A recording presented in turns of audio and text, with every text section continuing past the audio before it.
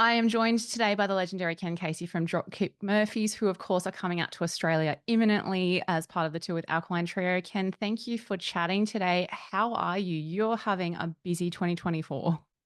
I am. It's great to talk to you, and we're so excited to come back to Australia. So, yeah, it's been a while. It's been too long.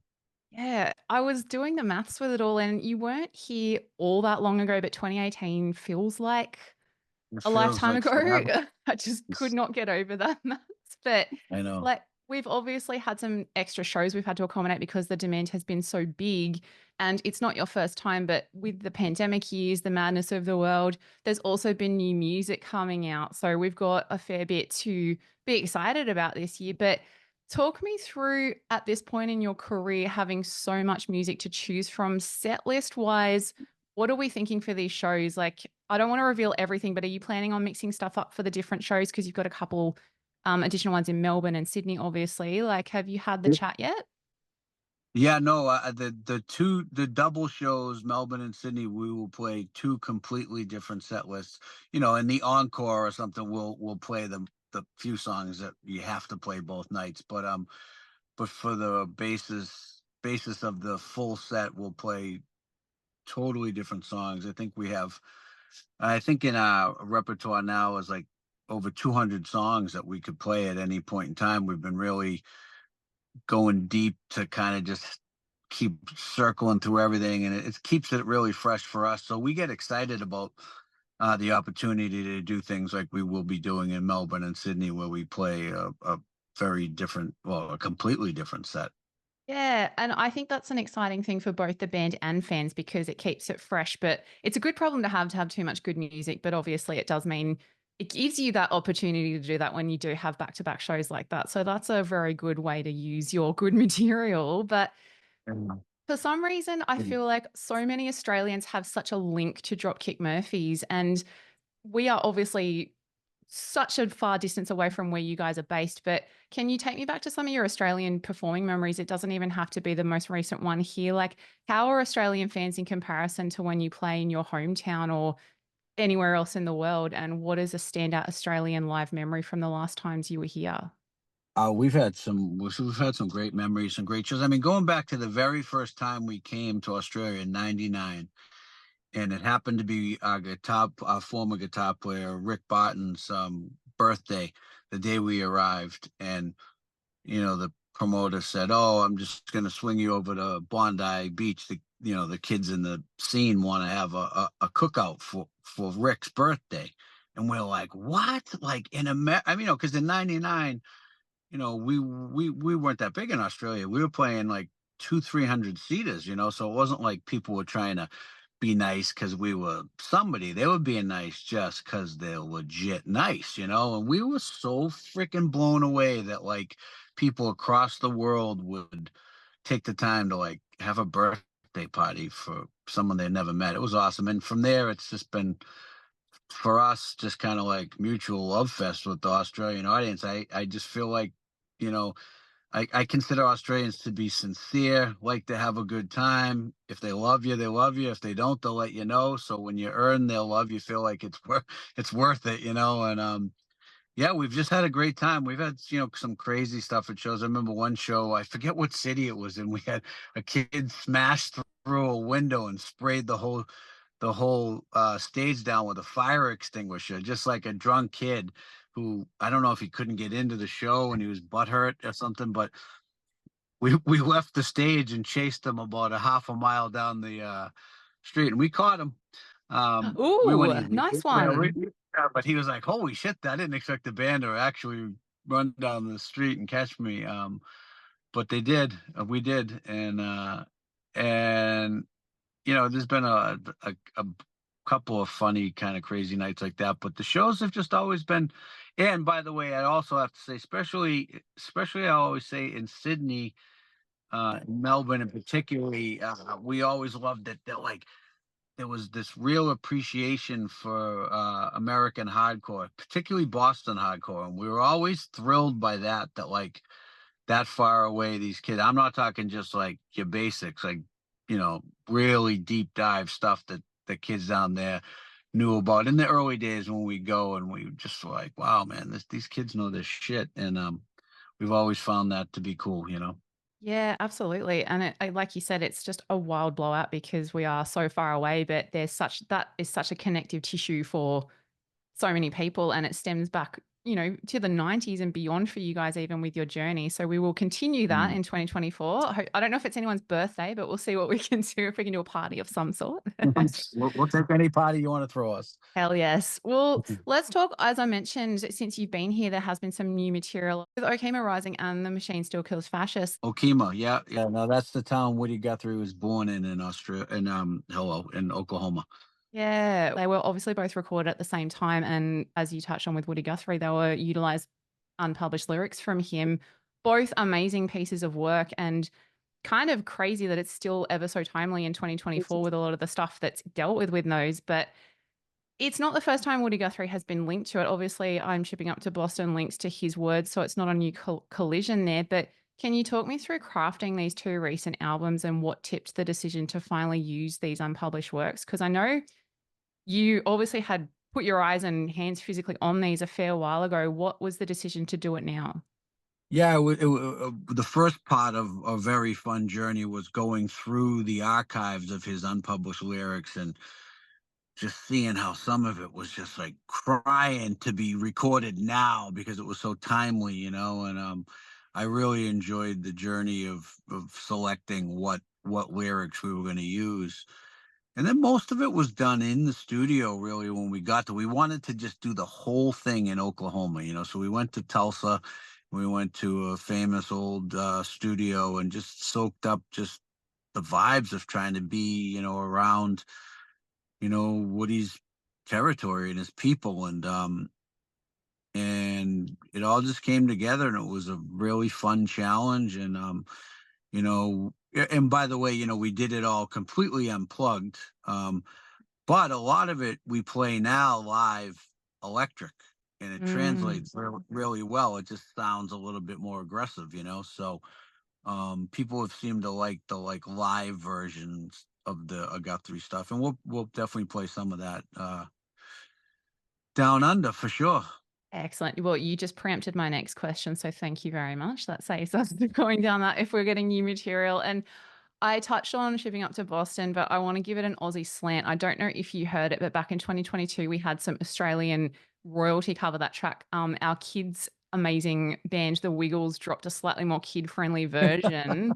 And I think at the time, Triple J wrote that it was the epitome of nobody asked for this, but we're so glad it exists. What are your thoughts on this Aussie cover? Yeah, we might have to get a future collab going, 100. Uh, yeah, or maybe have them join us on stage. I've actually seen the Wiggles live when my kids were wee little babies themselves. So yeah, it would be very cool, and we're honored that they chose to do a version of our song for sure. Yes. Oh, let's manifest this collaboration and team up. I'm very on board with this, and I think a lot of parents and kids will be too. Let's come back to you.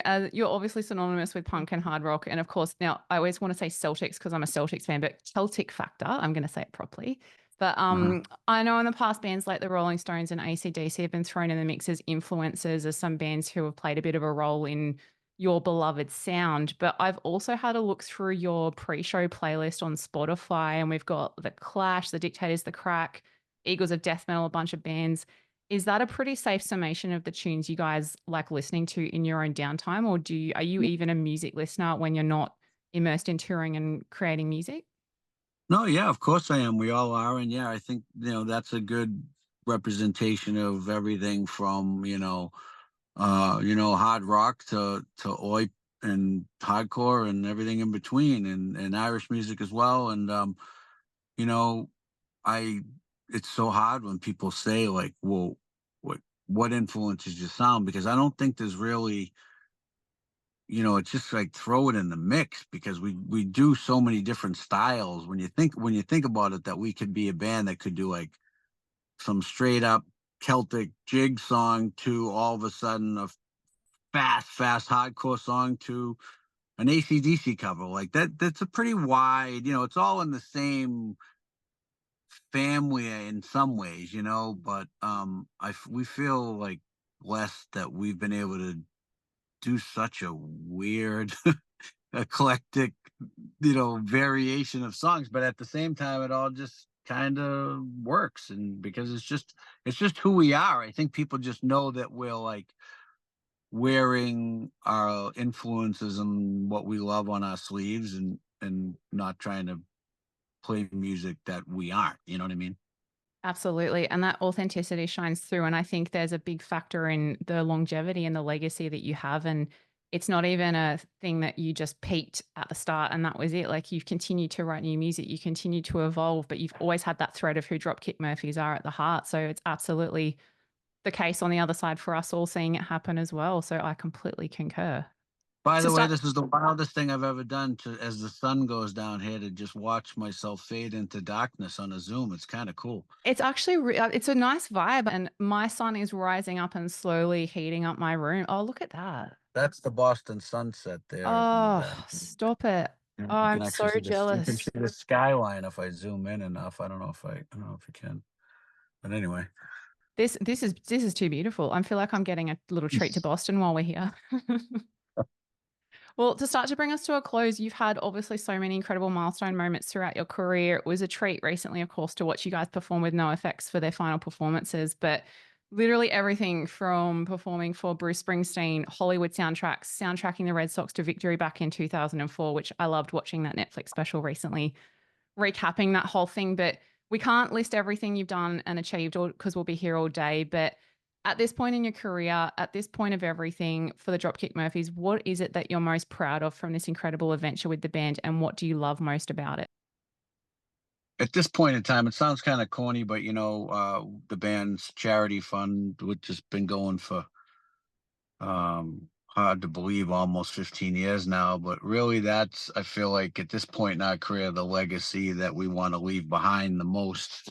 And hopefully that's what people will remember us by. Yeah, the charity side of it, kind of, I don't know, in the end, has given it all like the most meaning. You know what I mean?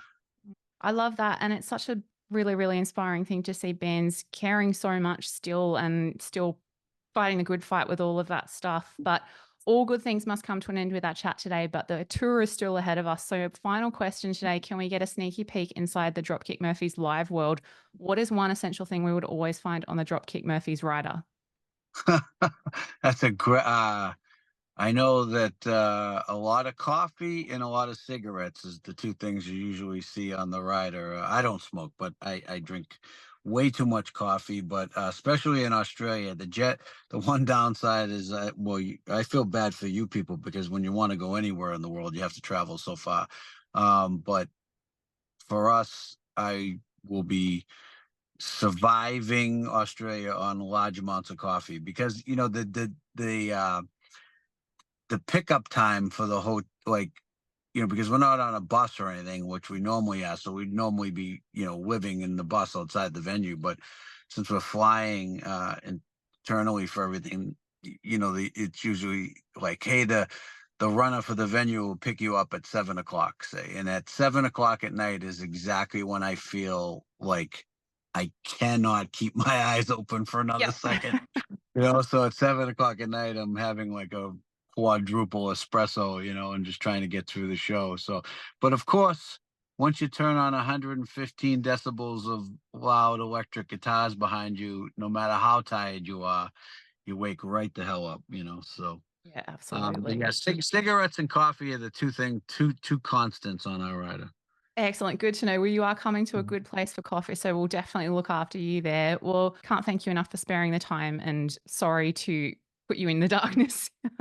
Oh, no worries. It's great to hear the Aussie accents again. It makes me want to come all that much more. So it's I been was too just long. thinking, I love the Boston accent, so I'm glad we've both enjoyed the accent time this morning. It's fantastic. I actually, funnily enough, when we're like, sometimes when we're touring in the South in America, people will go like, "Man, y'all talk funny. Where you from, Australia?" And I do think Australians drop your R's in certain words a little bit like we do, well, in a Yeah. different way. But it's just funny that someone would can confuse us with Australians, but I'll take it. Yeah. You know? Hell, we'll claim it. We'll claim Dropkick Murphys over it. I don't know how Boston will feel about it, but that's fine. Yeah. No, Awesome.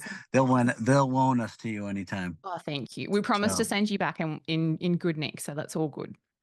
good. What city are you in? I'm on the Gold Coast, which is an hour south of Brisbane, so I'll be up at Brisbane for the last show. Well, I will look forward to having a coffee with you. We'll Oh, chug like some I coffee love backstage. coffee. So we will be very good friends. This is Good. fantastic. All right. I look forward to meeting you. Thanks, Ken. Have a lovely rest of your night. All right. Thank you for your time. It's good talking to you.